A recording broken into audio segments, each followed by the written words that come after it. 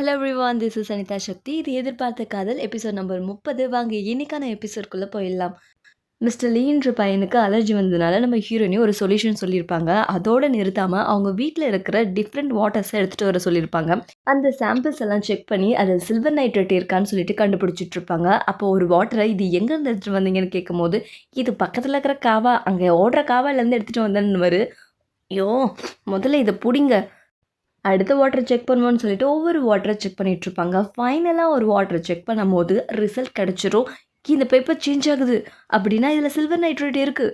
என்ன, நல்லா பாருங்கள், இந்த கலர் சில்வர் நைட்ரேட் தான், இந்த தண்ணியில் தான் இருக்குது. இந்த தண்ணி எந்த தண்ணி அப்படின்னு சொல்லி கேட்பாங்க. அது அரண்மனைக்குள்ளேயே இருக்கிற ஒரு கிணத்து தண்ணி, அதை தான் அவருக்கு பயன்படுத்திட்டு இருந்தோன்னு சொல்லிட்டு டாக்டர் சொன்ன உடனே, இது அந்த பாழடைஞ்ச கிணறா அப்படின்னு சொல்லி ஹீரோ கேட்பாரு. ஆமாம், அதுக்கு 4-5 வாய் இருக்குது, ஆனால் மாஸ்டர் தான் எல்லாத்தையும் மூடிட்டாருன்ற விஷயத்த சொன்ன உடனே, இதில் ஏதோ மர்மம் இருக்குது, இது நம்ம கண்டுபிடிச்சி ஆகணும்னு சொல்லிட்டு நம்ம ஹீரோ சொல்லிடுவார். அப்படின்னா யாரோ ஒருத்தர் அந்த பையனுக்கு பாய்சன் வைக்க ட்ரை பண்ணியிருப்பாங்களோ அப்படின்னு சொல்லிட்டு அந்த பொண்ணும் சொல்வா. ருஃபை, இதில் வேற என்ன கண்டுபிடிக்க முடியும்னு சொல்லிட்டு ஹீரோ கேட்பாரு. கண்டுபிடிச்சிட்டா போச்சு அப்படின்னு ஹீரோயினி பதில் சொல்லிட்டு இருப்பாங்க. ஜியாங் லவ் பண்ணிட்டு இருப்பாங்க. இத்தனை வருஷமா நீ என்கிட்ட ஏன் உன்னோட லவ்வை சொல்ல? நம்ம முன் ஜென்மத்திலேயும் லவ்வஸாக இருந்திருப்போம், அதனால தான் இந்த ஜென்மத்திலையும் என்னை பெரியாமல் இருக்கிறோம். நீ ரொம்ப நல்லவ, ரொம்ப நன்றி, நீ எனக்கு கிடைச்சதுக்கு நான் கொடுத்து வச்சிருக்கணும், நீ ரொம்ப ரெஸ்பான்சிபிளாக இருக்க தெரியுமா அப்படின்ற மாதிரிலாம் பலவாறு நம்ம ஜாங்கை புகழ்ந்துட்டு இருக்கும்போது, ரெஸ்பான்சிபிள், ஐயோ உங்கள் அண்ணன் எனக்கு ஒரு வேலை கொடுத்தாமா, இரு வந்துடுறேன் அப்படின்னு சொல்லிட்டு ஜாங்லியை விட்டுட்டு ஓடிடுவார். டேய், இப்போ தானே சொன்னேன், மறுபடியும் வேதாளம் முருங்கை மரம் ஏறிடுச்சு, கொஞ்சம் புகழக்கூடாது இவனை அப்படின்னு சொல்லி முறுக்கிட்டு உட்காந்துருப்பாங்க. ஒரு பக்கம் என்னடா நடக்குது இங்கே, வாத்தியார் அடிக்கிறான் தானே, நான் பள்ளிக்கூடத்து பக்கமே போகல, என்னடா இதெல்லாம், சும்மா கவனிடா. சரி, ஏதோ வந்துட்டோம், தலையெழுத்து உன் கூட சேர்ந்ததுக்கு இதுக்கு நான் அனுபவிக்கணும், சொல்லுங்க கேட்குறோம். இங்கே பாருங்கள், காற்றுல நைட்ரஜன், ஆக்சிஜன் இந்த மாதிரி காம்பவுண்டெல்லாம் இருக்குது. அது ஒன்றோட ஒன்று சேரும் போது சில வினைகள் ஏற்படும். அப்படி தான் இந்த சில்வர் நைட்ரேட்டும் உருவாகிருக்கு. மேலே இருக்கிற அந்த காற்றுல கலந்துருக்க நைட்ரஜன் மழை வழியாக, அதாவது ரெயின் வாட்டர் வழியாக கிரவுண்டை அடையும் போது இந்த மாற்றங்கள் நிகழுது. இதுதான் அதோட ஃபார்முலா. இந்த மாதிரி தான் இது உருவாகுது. உங்களுக்கு புரிஞ்சதில்ல? இந்த ஆக்சிஜன், இந்த நைட்ரஜன் இதெல்லாம் கலந்து சில்வர் கூட ஆட் ஆகும்போது சில்வர் நைட்ரேட் உருவாகுது. இது நான் மறுபடியும் ரிப்பீட் பண்ணுறேன் அப்படின்னு சொல்லும் போது, இவ புரியாததை எத்தனை வாட்டிடா ரிப்பீட் பண்ணுவா, மூடிட்டு கீழேன்னு சொன்னல. சரி, இதுக்கப்புறம் இந்த போர்டை பார்த்து உங்களுக்கு என்ன புரியுதோ அதை புரிஞ்சுக்கோங்க. கொஞ்சம் நேரத்தில் நான் வந்து கேட்பேன். இப்போ நான் டயர்டாக இருக்கேன், போயிட்டு வரேன், பாய். இதில் என்ன புரியுது, ஒரு இழவும் புரியலையே. டேய் ஜாங், உனக்கு ஏதாவது புரியுது? எனக்கா? டேய், உனக்கே தெரியலனா எனக்கு எப்படி தெரியும் நீ எதிர்பார்க்குற? எனக்கு ஒன்றும் தெரியல. ஏம்மா, உனக்கு ஏதாச்சும் இதில் புரிஞ்சிருக்கு சொல்லு. ம், எனக்கு இதில் ஒன்றுமே புரியல அப்படின்னு சொல்லிட்டு நம்மளோட மோச்சும் தலையாட்டுவா. இது எவ்வளோ நேரம் பார்த்தாலும் ஒன்றும் புரிய போகிறதில்ல போலையே, இதுக்கு தான் படிக்கணுன்றது அப்படின்னு சொல்லிட்டு நம்ம ஜியாங் தூங்கவே ஆரம்பிச்சிடுவார். எழுந்திரிச்சு தொலைடா, நான் ஒரு விஷயம் கண்டுபிடிச்சிட்டேன். என்ன தான் கண்டுபிடிச்ச? அதாவது நான் சிம்பிளாக சொல்லணுன்னா, மழை பெய்யுதுல்ல, மழை, அந்த மழை பூமிக்கு வந்த உடனே அந்த மண்ணோடு சேர்ந்து இப்படி வித்தியாசமாக மாறி போகுது. அதனால தான் அந்த தண்ணி நம்ம குடிக்கும் போது நம்ம உடம்பு வீணாகுது. இதை தான் அவன் சொல்ல வந்தான்னு நினைக்கிறேன். இதுதான் அந்த ஃபார்முலான்னு நினைக்கிறேன். That is mean silver nitrate. ஏதோ ஒன்று கண்டுபிடிச்சிருக்கிற, பரவாயில்ல. ஆனால் மாஸ்டர், பெரும்பாலும் இது மக்களை எதுவும் பாதிக்கிறது இல்லையே, இந்த பையனுக்கு மட்டும் எப்படி? அதை நம்ம கண்டுபிடிச்சி ஆகணும். அன்னியோட நைட் நம்ம ஹீரோயின் கூட டைம் ஸ்பெண்ட் பண்ணிகிட்ருப்பாரு. நீங்கள் எப்பயும் மோச்சுவோட தான் இருப்பீங்க, இப்போ என்ன தனியாக என் கூட? மோச்சுவாக இருந்தால் என்ன, நீயாக இருந்தால் என்ன, எனக்கு ஒன்றும் ப்ராப்ளம் இல்லை. அதான் எனக்கு தெரியுமே, 2 பேருக்கும் வித்தியாசமே இல்லையே. நான் உங்ககிட்ட ஒரு முக்கியமான விஷயத்தை பற்றி பேசணும், நிங்ஜியை பற்றி. மறுபடியும் அவனா? எனக்கு எல்லாம் தெரியும். ஓ, அப்படின்னா நீ என்னை ஃபாலோ பண்ணுறியா? அச்சச்சோ, அதெல்லாம் ஒன்றும் கிடையாது. நீ நிங்ஜிக்கிட்ட காட்டுற ஆர்வத்தை என்கிட்ட ஏன் காட்ட மாட்டேன்ற? ஏன்னா அவன் எனக்கு எந்த தீங்கும் செய்கிறதில்ல. நீ உன்னோட வேலை தான் முக்கியம்னு போயிடுற. மற்றவங்கள பற்றி உனக்கு என்ன கவலை? நீ அப்போ என்னோட ஃபீலிங்ஸை கன்சிடரே பண்ணலையா? ஃபீலிங்ஸா? அதுதான் மோச்சுக்கிட்ட இருக்கே. நீங்கள் 2 பேரும் பேசிகிட்ருக்கீங்க, உங்களுக்கு தொந்தரவாக இருக்க வேணாமே, நான் கிளம்பிடுறேன்.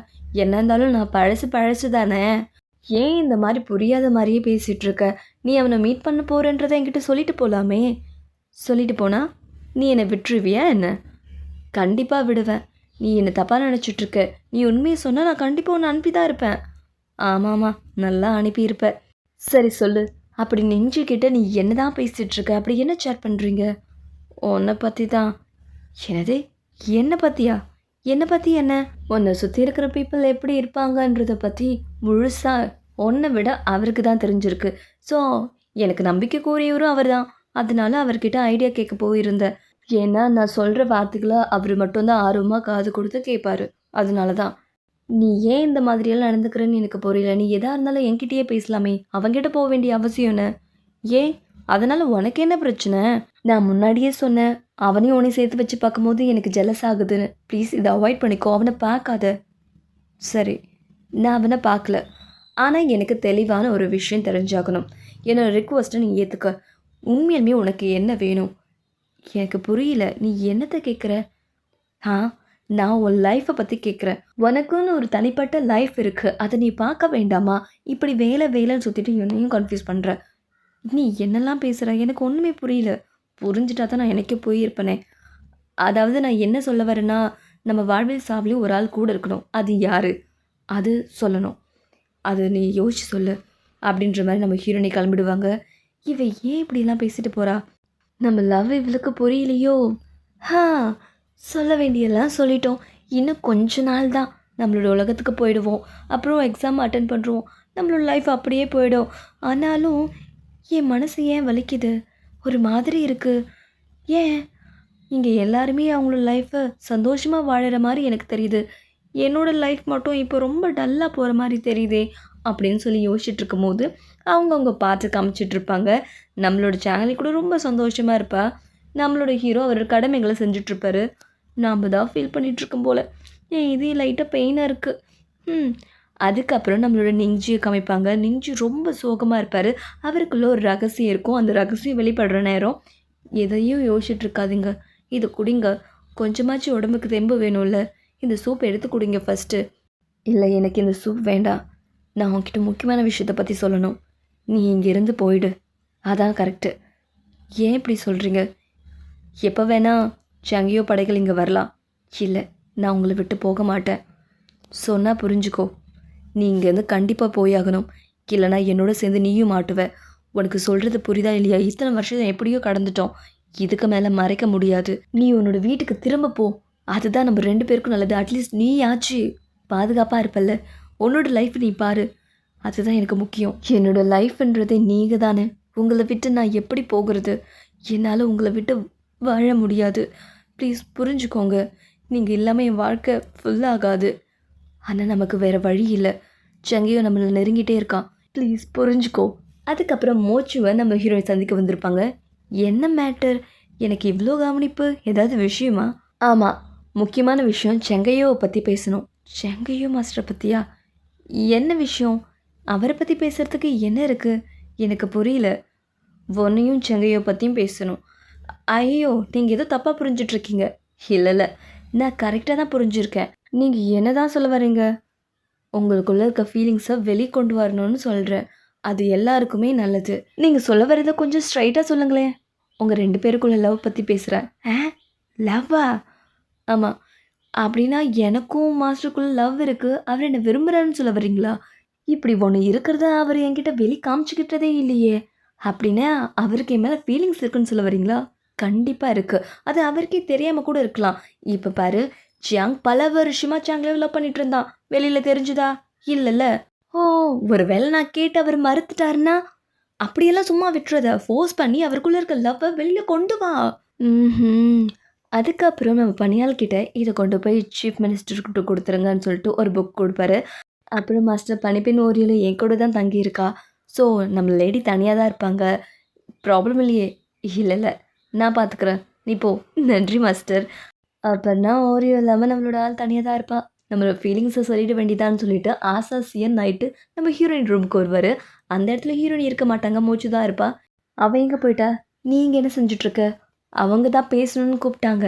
நீங்கள் யாரை லவ் பண்ணுறீங்கன்னு என்கிட்ட கேட்டாங்க. ஏன் இப்படி இவ குழப்பத்தை உருவாக்கிட்டே இருக்கா? இதை பட்டிமன்ற லெவலுக்கு கொண்டு வந்துட்டிங்களா? இதை பற்றி நான் அவகிட்ட டைரெக்டாகவே பேசிக்கிறேன் அப்படின்னு சொல்லிட்டு நம்ம ஹீரோ கிளம்புவார். ஒரு நிமிஷம், உங்களுக்கு ப்ராப்ளம் இல்லைன்னா உங்ககிட்ட கொஞ்ச நேரம் நான் தனியாக பேச முடியுமா? நான் உங்ககிட்ட சில விஷயங்களை பற்றி சொல்லணும். என்ன சொல்ல போகிறேன்? வந்து உட்காருங்க, சாவகாசமாக பேசுவோம் அப்படின்னு சொல்லிட்டு மூச்சு கூப்பிடுவா. அதோட இந்த எபிசோட் முடியுது. அடுத்த எபிசோடில் மீண்டும் சந்திக்கிறேன். நன்றி. Keep smiling. டாடா.